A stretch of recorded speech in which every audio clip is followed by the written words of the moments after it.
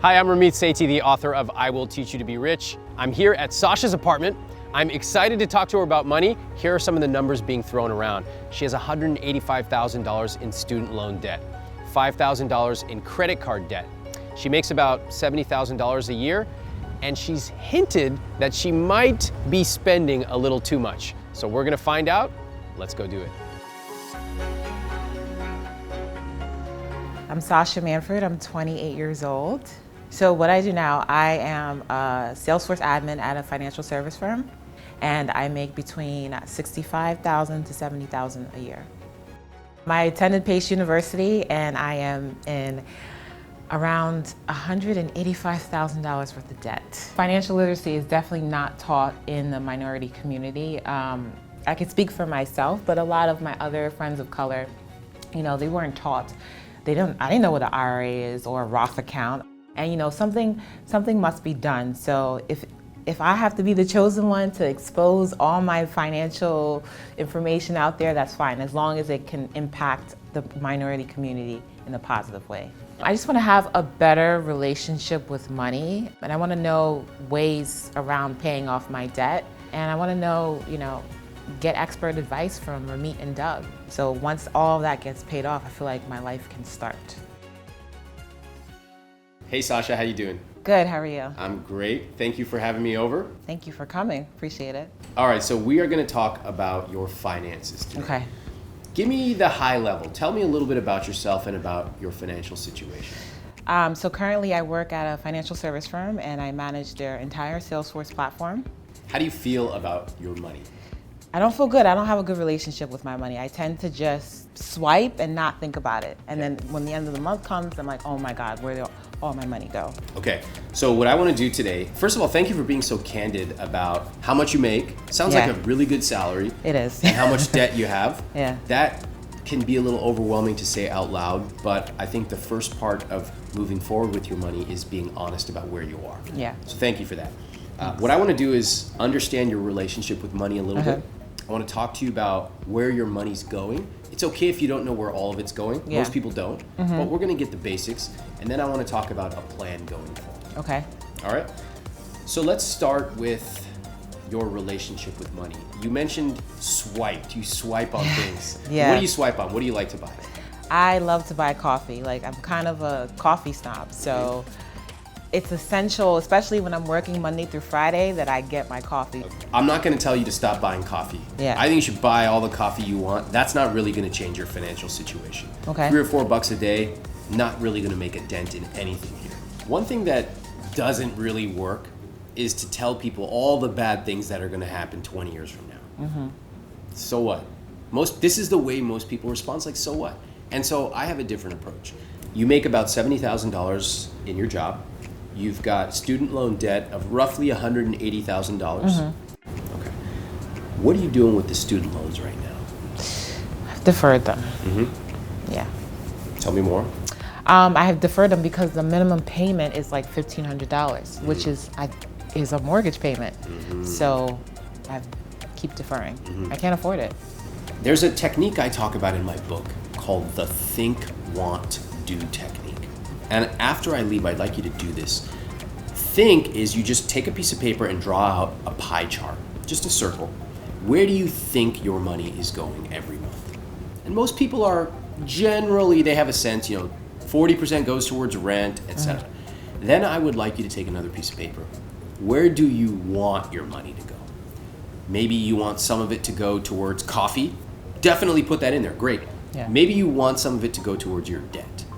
I would like to see a little bit more going towards there. Yeah. And then I would like you to actually look at your expenses for the last 4 weeks. That's it, just 4 weeks. Where does it actually go? Okay. And you look at those 3 pieces of paper, you are going to be so surprised. What do you think you're going to find? That I'm spending money frivolously. Yeah. Yeah. And that maybe you could actually afford to take some of that stuff that you don't even remember spending on and actually redirect it to the areas you do. You mentioned debt-free to me 4 or 5 times. Yeah. But not much money's going towards it. Yeah. I ran a little calculation before I came over. And if you were to pay even $100 more per month towards your debt, you'd be saving over $10,000 in total payments. Wow. Just $100 a month. Yeah. There are so many different ways where you can make massive, massive dents in this debt, even though it seems like a huge problem. Yeah. But a little bit goes a long way, especially with the way compound interest works. Okay? Okay. The best role model that you can play is to take control of your money. When people see you confident, successful at your job, buying the things you love and being unapologetic about it, but also when somebody invites you, hey, want to go out to lunch today? And you say, no, I'm good, I cook from home. That is the best role model for any future children or any community that you want to inspire. That is a rich life to me. And so I think you can inspire people, but the best way you can do it is to take control of your own money. Okay, 2 things left that I want you to do. First, we're going to talk to Doug. He's a certified financial planner. He's going to help you go through these numbers in more specifics. Second, I want to give you something that I brought for you. This is a copy of my book. Oh, nice. I Will Teach You to Be Rich. This is a 2nd edition. And this is going to help you go step by step with your credit cards. It's going to help you, give you the words to use to call and negotiate, get those fees lower. It's going to help you build a plan to move forward and even start automatically investing. Oh, so thank you so much. I appreciate it. All right, it's my pleasure. Nice meeting you. Nice Thank to meet you too.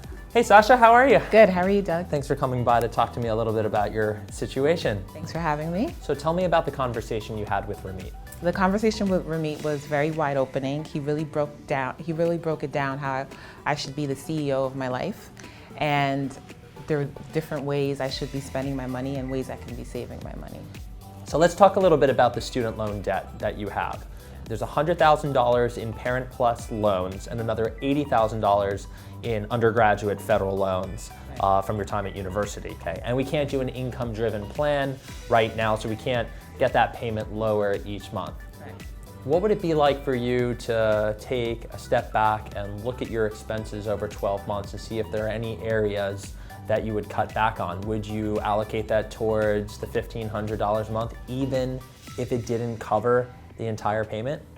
Most definitely, because there's things that I don't need, but I tend to buy things because they're on sale. I'm like, oh my God, it's on sale. I have to get it.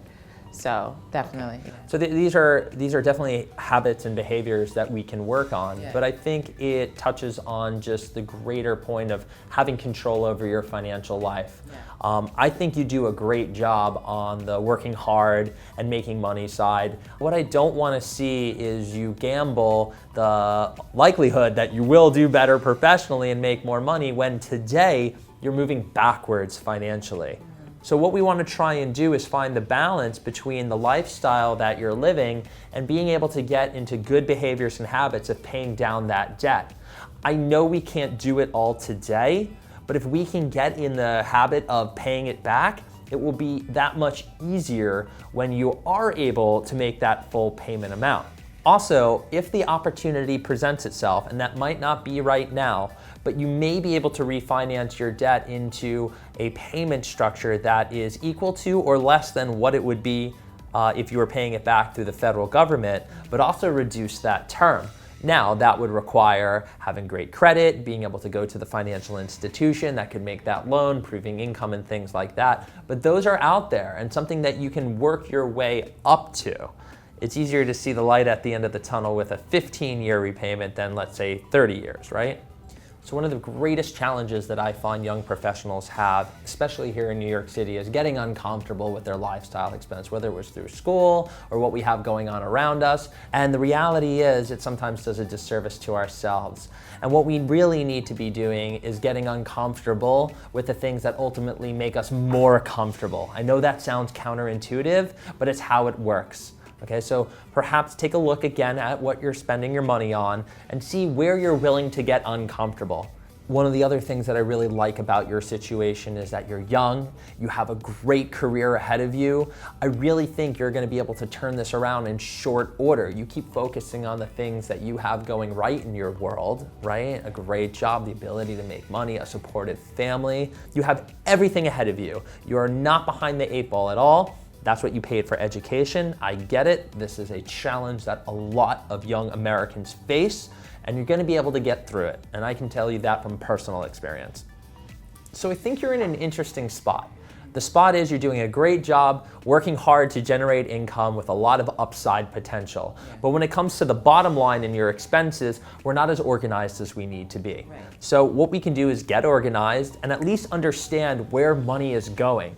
It is okay that you can't get positive right now because you're making the investment in yourself to get there as soon as you possibly can.